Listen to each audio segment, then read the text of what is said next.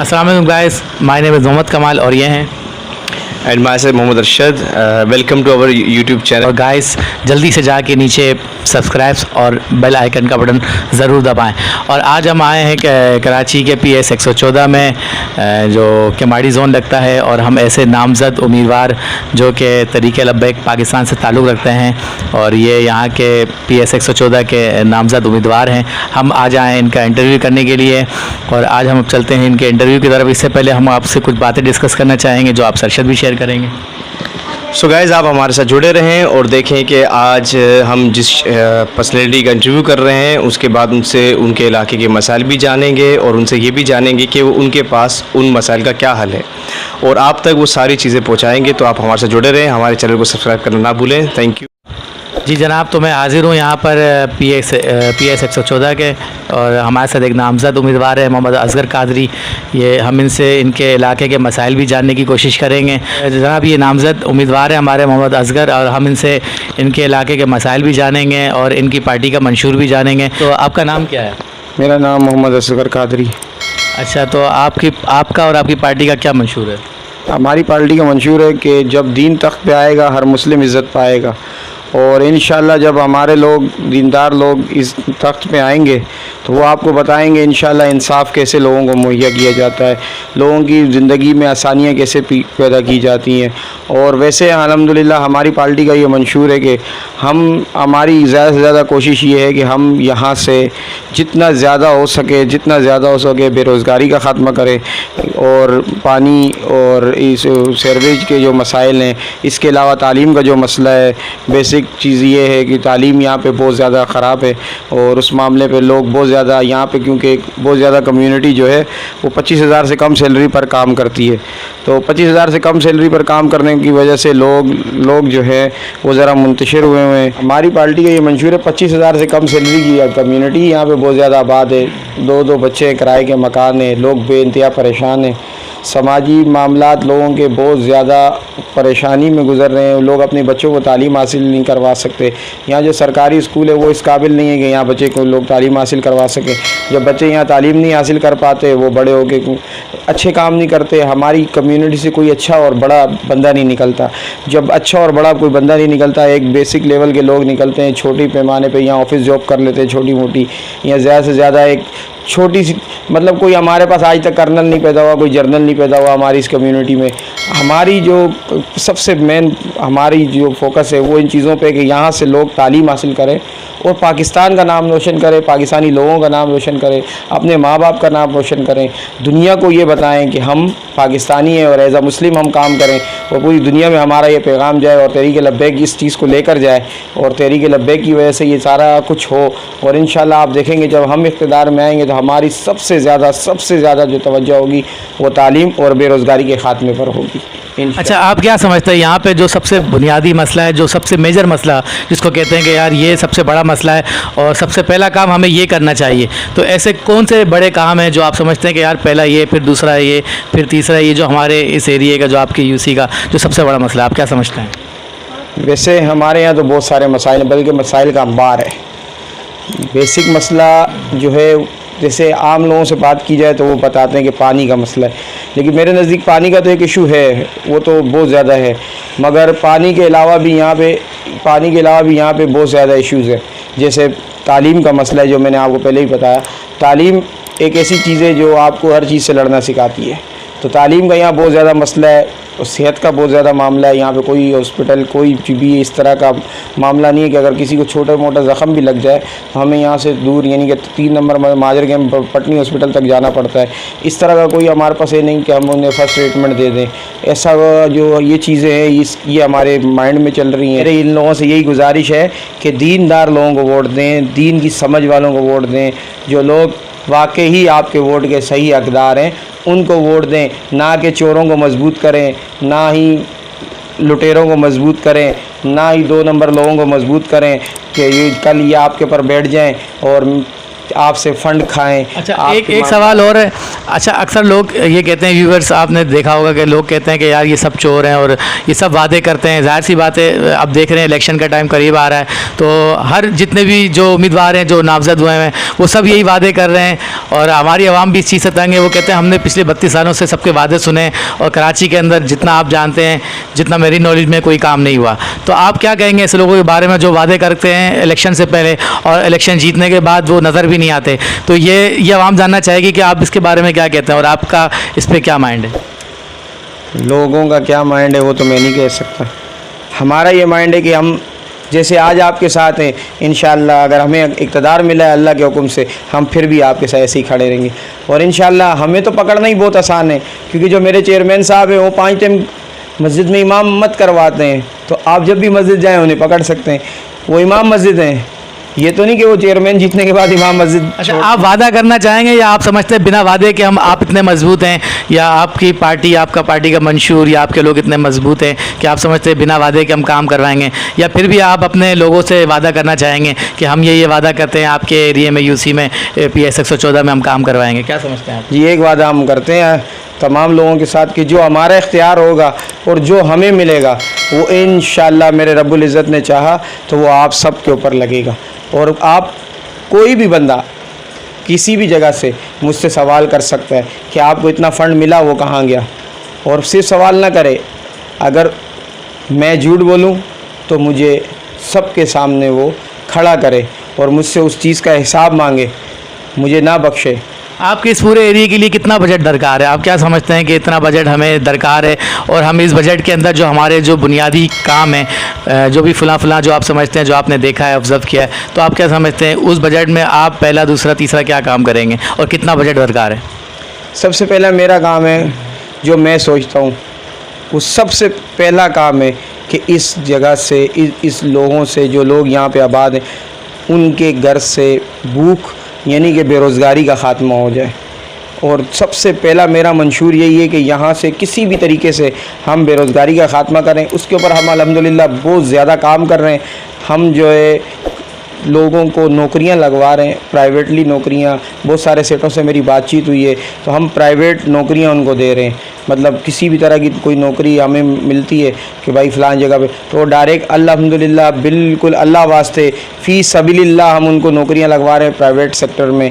और बिल्कुल इस तरह से लगवा रहे हैं जैसे अल्लाह और उसके रसूल की खातिर लगवा रहे हैं। हम उनसे किसी तरह का कोई वो तकाज़ा नहीं कर रहे हैं। इस चीज़ पर तो हम अल्हम्दुलिल्लाह बहुत ज़्यादा काम कर रहे हैं। सबसे पहले मेरा ये ख्वाब है कि हमारे यहाँ के तमाम लोग रोज़गार पर लगे हों। जब रोज़गार पर लगे होंगे, आमदनी उनकी आ रही होगी, तो वो थोड़े से मेंटली तौर पे फ्रेश होंगे। सबसे पहले हमारा ये मकसद है। दूसरा हमारा ये मकसद है कि हम इधर तालीम को इतना अच्छा कर दें और इतना आसान और इतना सस्ता कर दें कि हर बंदा अपने बच्चों को पढ़ाए और बेहतरीन माशरा यहाँ कायम हो। और यहाँ से हमारी इस छोटी सी कम्युनिटी से, बिल्कुल छोटी सी आबादी से कोई ऐसा बंदा निकले जो जर्नल हो, जो कर्नल हो, कोई अच्छे स्पोर्ट्समैन निकले, कोई अच्छे से अच्छा मतलब इस तरह का बंदा निकले, कोई दीनदार बंदा निकले, कोई बड़ा सियासी रहनुमा निकले, कोई बहुत अच्छे लोग यहाँ पे पैदा हों। और अच्छे से अच्छा जब रोज़गार होगा लोगों के पास, तो वो अपने बच्चों पे ख़र्च करेंगे और हमारे बच्चे भी इंशाअल्लाह एक दिन बेहतरीन और बेहतरीन से बेहतरीन तालीम हासिल करके बेहतरीन से बेहतरीन महकमों में जाएंगे। ये ना होगा कि यार आप डिफेंस से नहीं आए तो हम आपको इंशाअल्लाह ये न्यू लेबर कॉलोनी, क्योंकि न्यू लेबर कॉलोनी ये 256 फ्लैट्स, गुलशन लेबर और सरहद मोहल्ला, इसमें बहुत ज़्यादा कम्युनिटी जो रहती है वो डेली बेसिस पे काम करने वाले लोग हैं। वो डेली बेसिस पे काम करके उनको डेली बेसिस पे अगर सैलरी या पैसे नहीं मिलते तो उनके घर नहीं चल पाता। वो बेचारे अपनी इस चीज़ से नहीं निकलते कि हमें रोटी कैसे पूरी करें, तो वो तालीम किधर से दिलाएंगे, कहाँ से उनके पास पैसे आएंगे अपने बच्चों को महंगे स्कूल्स में पढ़ाने के लिए। तो सारी ज़िंदगी उनके बच्चे तो यही करेंगे। कोई लोग ऐसे होते हैं कि वो देखते हैं कि हमारा बच्चा 15 साल का हो गया, इसको पकड़ के काम पे लगा देते हैं। वो बच्चा पूरी ज़िंदगी चक्की में पिस, फिर अगर वो थोड़ा बहुत कुछ काम कर लेता है तो शहबाज शरीफ साहब उस पर सुपर टैक्स लगा देते हैं। सुपर टैक्स लगा देते हैं, छोटा मोटा कारोबार कर लेता है, परचून की दुकान बना लेगा, कपड़े की दुकान बना लेगा, कुछ वो मेहनत करके एक हिस्से में आ जाएगा तो सुपर टैक्स, क्योंकि उसके बाप ने, उसके दादे ने चोरी की थी इस मुल्क में, वो भरेंगे ये, क्योंकि इसके दादे ने चोरी की है। और उसका दादा कौन लगता है? नवाज शरीफ, आसिफ जरदारी, PDM। अच्छा, मैं जैसा कि अभी इनको सुन रहा था कि इन्होंने कहा कि ये नौकरियां भी लगवा रहे हैं। अच्छा, ये UC 114 जो UC 5 है, PS 114 के अंदर जितने भी नौजवान हैं, मैं उनसे दरख्वास्त करूंगा कि अभी आपने भी सुना व्यूअर्स कि इन्होंने कहा कि हम इस कोशिश में भी है और इनके ताल्लुकात भी हैं, जितने जो कंपनीज़ के मालिक हैं, मालिकान हैं, उनसे इनके ताल्लुकात हैं। तो ये अब ऐसे कुछ जो यहाँ के रिहायशी हैं, जो PS 114 और UC 5 से जो नौजवान ताल्लुक़ रखते हैं और जो बेरोज़गार हैं, और जो ये वीडियो देख रहे हैं और जहाँ तक ये वीडियो जा रही है, जो लोग मेरी आवाज़ सुन रहे हैं, तो मैं चाहूँगा कि ये भी आप इस जॉब्स के बारे में बताएंगे। और जो रब्ता करना चाहते हैं, ये मोहम्मद असगर कादरी हैं, ये तरीक़े लब्बैक पाकिस्तान से नामज़द हुए हैं, तो आप इनसे ज़रूर रब्ता कर सकते हैं। हम इनका नंबर भी चला देंगे चैनल्स के अंदर। और बाकी ये कि ये नौकरी के हवाले से आपको कुछ और भी तफसीलात शेयर करेंगे और ये आपको इस चीज़ की दावत भी देंगे। और आप क्या कहना चाहेंगे अपने जितने भी व्यूअर्स जो बेरोज़गार हैं उनके बारे में? आप किस तरह आप अपनी CVयाँ मुझे दें, और मेरी ये कोशिश है कि मैं फ़ी सबीलिल्लाह आपको किसी अच्छे से अच्छी जगह पे जो आप डिज़र्व करते हो वो आपको इंशाल्लाह हम नौकरी दें। और हमारी ये कोशिश है कि कोई बंदा बेरोज़गार ना रहे, किसी भी वजह से कोई परेशानी ना आए कि वो बंदा बेरोज़गार था, उसकी शादी नहीं हो पा रही, वो बंदा बेरोज़गार है, उस बेचारे की बहन की शादी नहीं हो पा रही, उसके घर में रोटी नहीं है, उसको घर किराए पे नहीं मिल पा रहा, तो एक माशरे में वो दबे जा रहा है, नीचे से नीचे जा रहा है। तो हमारी ये कोशिश है कि नीचे से लोगों को ऊपर लाएंगे। हम हर वो काम करेंगे इंशाअल्लाह, मेरे अल्लाह ने चाहा, कि जिससे लोगों की ज़िंदगी में आसानी आए। सबसे पहले मैंने एक इदारे से बात की हुई है, उसका मेरे पास सबूत भी है, मैं आपको दूंगा। उससे मेरी मुस्तकिल बात चल रही है कि आप यहाँ पे, क्योंकि ज़्यादा आबादी, ज़्यादा कम्युनिटी यहाँ पर 25,000 से कम सैलरी लेती है। हमारा ये मंशूर है, हम लोगों को अगर 25,000 रुपये गवर्नमेंट ने सैलरी अनाउंस की है, तो हमारा ये मंशूर है कि गवर्नमेंट, क्योंकि हमारी गवर्नमेंट भी ऐसी है, वो आधी अधूरी बातें करती है, आधी अधूरी बातें करके छोड़ देती है। अब सिंध गवर्नमेंट ने ये तो कह दिया 25,000 रुपये सैलरी है, मगर 25,000 रुपये सैलरी सिर्फ उन्होंने गवर्नमेंट से ले लिया, यानी कि पाकिस्तान के रुपये से, पाकिस्तानी माल से फ़ंड निकाल कर दे दिया। और प्राइवेट सेक्टर में आज भी 13,000, 14,000, 15,000, 18,000 बहुत अच्छी सैलरी देते, 18,000, और उसमें तकरीबन 8 घंटे के बजाय 15-15 घंटे लोगों से काम करवाते हैं। एक टाइम खाना नहीं देते, कोई उधर बुनियादी सहूलत नहीं देते, ना सेहत की ना पानी की। डेली वेज को रख लेते हैं, एक बंदे को लेके आ जाते हैं और उसको कहते हैं कि जी ये ठेकेदार है आपका और ये आपका सारा काम करेगा, और वो उसके नाम पे एक अकाउंट खुलवा कर उसका बेड़ा गर्क करते हैं। मैंने इस आबादी में बहुत सारी इस तरह की चीज़ें देखी हैं, और मैं क्योंकि ख़ुद इसी माहौल से ऊपर आया हूँ। मेरे वालिद साहब यूनाइटेड कारपेट में छोटी मोटी नौकरी किया करते थे, डेली वेजिस पे उनको भी काम पे रखा हुआ था। कोई, हमने सेहत तो खुद अपनी लेनी है, हमें किसी तरह का कोई भी वेलफेयर का किसी भी तरह का कुछ भी नहीं मिलता। हमें सब कुछ, हमने सेहत, अपनी ट्रांसपोर्टेशन, अपनी तालीम, अपने तमाम तर मामलात हमने ख़ुद करने। तो ये जो हमारे मामलात हैं, ये जो छोटे बेस पे हम जो इलेक्शन लड़ रहे हैं, इसका बुनियादी मकसद होता है कि एक MP, MNA और इस तरह के लोग आपके पास डेली वेजेस पर नहीं आ सकते, लेकिन एक जनरल कौंसलर, एक चेयरमैन, एक वाइस चेयरमैन, वो डेली आपके पास घूम रहे होते हैं। आप उनको बताएं, उनको अपने मसाइल समझाएं, वो इन लोगों को अपने मसाइल से निकालें। ये जो करप्ट माफिया है इस वक्त तक पाकिस्तान पर काबिज़ है, इसने सिर्फ पाकिस्तान खाया है और कुछ भी नहीं किया।